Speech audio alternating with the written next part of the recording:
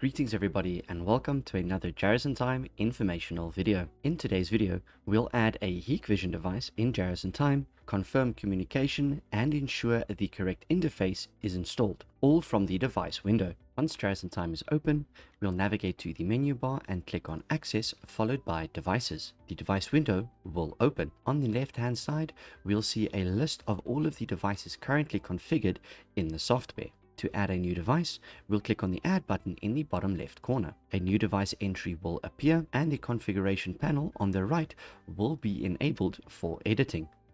In the name field, we enter a clear and descriptive name that corresponds with the exact location it's installed at. For today's example, it will be Staff Room Exit. By adding clear descriptions, the ongoing maintenance of devices become much easier for everyone, as we can then easily discern devices from one another, both inside and outside the Jarrison Time software. Next, we'll select region if this option is applicable. Then we set the brand drop-down to Hikvision.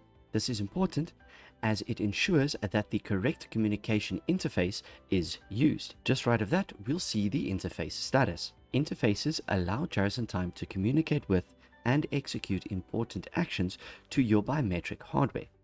If the interface has not yet been installed, it will display the Download Device Interface button. We can click on this option to install the required interface. The setup wizard will appear, and we will then follow the prompts by just clicking Next until it is installed. Once installed, the status will update to Device Interface Installed, as seen here. Should it not update, it may be required to refresh the window. For that, we will click on the refresh button at the bottom of the window. Next is the IP address field. For today's example, we will be using this IP. And right of that, we can then confirm the port number. If needed, we can adjust this number based on the device configuration. Once we are done with that, we will then move to the Extra tab. On this tab, we enter the device password at the bottom of the window. The password being entered here is just for today's example. This is the password that was set up on the physical Hikvision device itself, usually during the initial device configuration. It is very important that this password matches exactly what is set on the device. Otherwise, Jarrison Time will not be able to connect. Once done with this tab, we will then head back to the Details tab. With the IP address and device password entered, we'll click on the ping button. This confirms that Jarrison Time can reach the device across the network. A successful ping indicates that the device is powered on, online, and reachable.